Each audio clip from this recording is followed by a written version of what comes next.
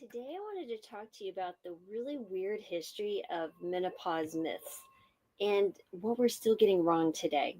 So, hi, I'm Dr. Lori Marbus. I'm a board certified family and lifestyle medicine physician and a menopause certified practitioner. And I'm telling you, there's some wild stuff that happens in our history. So, let's dive right in. First of all, for centuries, menopause has been wrapped in myth, shrouded in mystery, and steeped in what I would describe as stigma. It's a natural phase of life, yet it has often been misunderstood, treated as a disease, or dismissed as a woman's problem. The history of menopause myths isn't just a story of medical ignorance, it's a tale of cultural anxieties about aging, femininity, and control have really shaped how society views women's bodies. From ancient beliefs from wandering wombs, we'll get to that one in a minute, to the modern day skepticism surrounding hormone replacement therapy, also known as MHT or menopausal hormone therapy now. The journey of menopause myths is a fascinating as it is frustrating. So let's unpack this peculiar history and explore what we're getting wrong. First of all, the early days is what we call a woman's mystery, right? So in ancient Greece, menopause wasn't recognized as a distinct phase of life. The Greek physician Hippocrates, often called the father of modern medicine, subscribed to the idea of the wandering womb, right? This theory suggested that many of women's ailments, including changes in her mood or health around middle age, were due to the uterus literally moving around the body. Can you imagine that? Oh my goodness. The womb was as unruly, prone to hysteria, and need of constant taming through marriage, childbirth, or sexual activity. But the Greeks weren't the only confused ones. In medieval Europe, menopause was considered a supernatural event. Older women who exhibited symptoms like hot flashes or mood changes were often viewed with suspicion. Some were even accused of witchcraft. The transition from a fertile, useful woman to one who no longer bore children seemed to make women dangerous in the eyes of the patriarchal,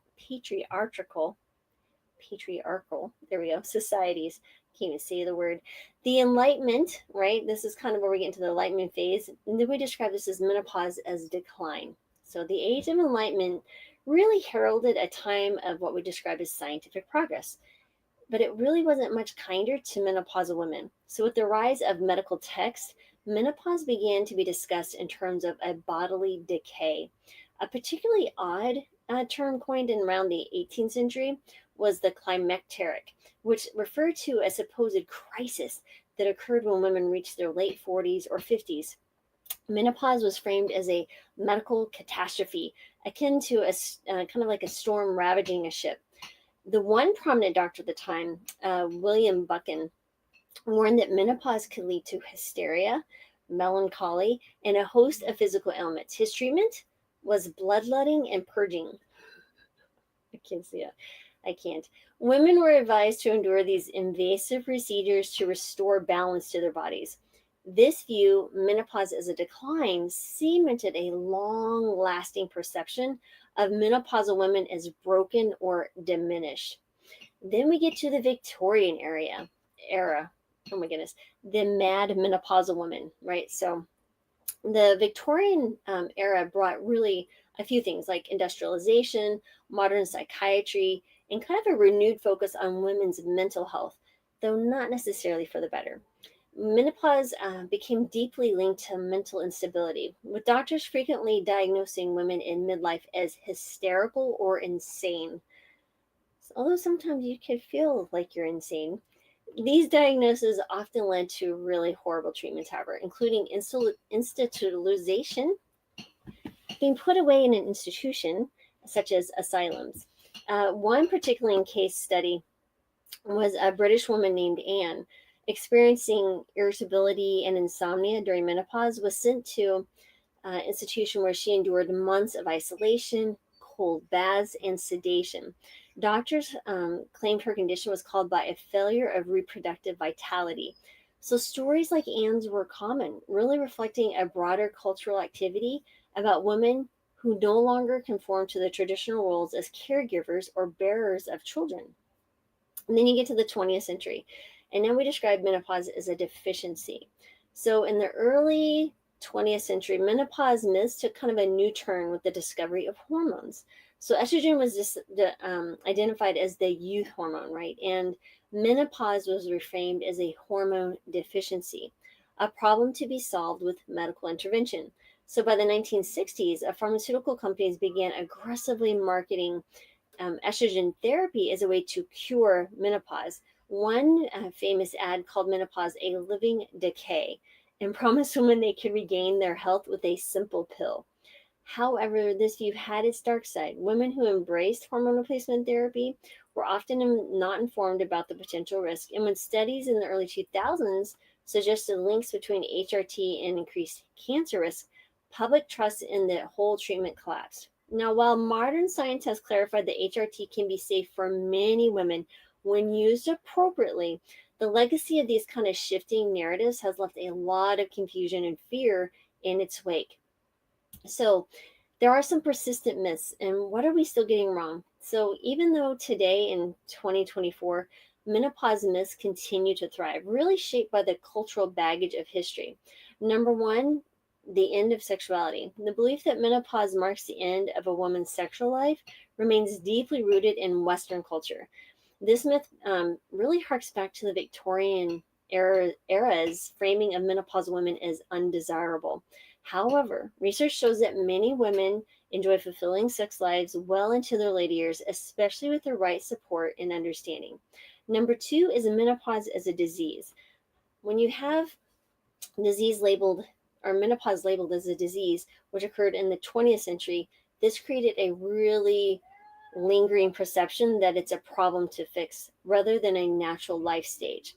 This mindset has led to an over reliance on pharmaceuticals while neglecting holistic and lifestyle intervention that really can help address so many of these problems and really tame down so many of the symptoms that we can suffer from during menopause, such as, lifestyle like exercise, sleep, your diet, your mental health. So many things could be addressed in a holistic manner. Next is that number three is hot flashes are the only symptom. Popular media often focuses on hot flashes as the defining symptom of menopause, but the reality is far more complex.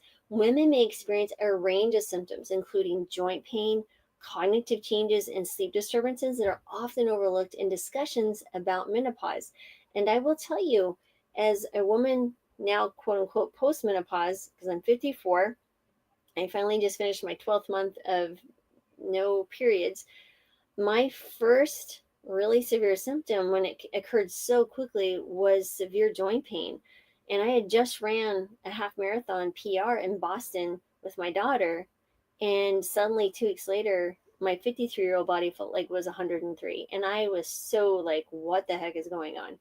So, yes, there can be hot flashes, but many women may not even have hot flashes, but many other symptoms. And well over 30 plus documented symptoms of menopause. So let's talk about more of a modern perspective, right? So to kind of break free from the myths of the past, we really need a new narrative, one that celebrates menopause as a natural and empowering phase of life. This starts with education, right? Understanding that menopause is not a decline, but it's a transition. We also need to advocate for more inclusive research, better medical training, and greater societal awareness that women have the support that they need to thrive. And as we look back on the strange history of menopause myths, it becomes clear that many of these beliefs were not about biology, but about controlling how women are perceived and valued. So, by rewriting the narrative, we can move beyond the stigmas of the past and embrace a future where women's health is treated with respect, understanding, and care. I mean, the history of menopause myths may be weird, but the opportunity to reshape the story is powerful and long overdue. And what a better time to do that than now. So I'd like to invite you to a free webinar that I have called Menopause and Master Menopause and Feel Fabulous, where you're going to learn the top 3 mistakes that women make during menopause, my 5-step blueprint that I utilize on myself and with other patients to really master menopause and feel fabulous. But also you're going to get a free download called Perimenopause and Menopause Evaluation Checklist. just for registering for the webinar. So even if you choose not to spend time with me in the webinar, you will get this very helpful 4-page document that will kind of help align what type of symptoms that you're having. You're going to have a place there to document it, why it's important, how to speak to your doctor about your symptoms. You're going to understand what labs, if any, you need to be doing. What are you at risk for? Such an important piece to organize your thoughts around this really kind of complex and ever-changing thing called perimenopause, menopause, that is hard to explain in just a very short period of time that you may have with your doctor, right? So you have this document, you put down at the bottom your 3 top questions that you want to speak to your doctor. And that's the important piece here. Come prepared to your appointments. Don't expect your doctor just to, have all the time and all the information. He doesn't know, or she doesn't know, what you're going on in your life and what you're suffering from. And it maybe feel frustrating because sometimes you may be embarrassed by some of the things that you want to talk about, or maybe you're feeling a little bit lost. Is this even something I want to talk to you about, or is this something I should be speaking to you about? So this kind of helps frame your mind and walk into your appointment very confident on what your next steps are. So if anything, please allow me to give you that gift of empowerment, because boy, it can make a big difference. So that link is below. And if you're new, please hit the subscribe button, the alert button. Please share this video with anyone you think might find it interesting, that once upon a time, bloodletting was considered a cure for menopause. If only it was that easy.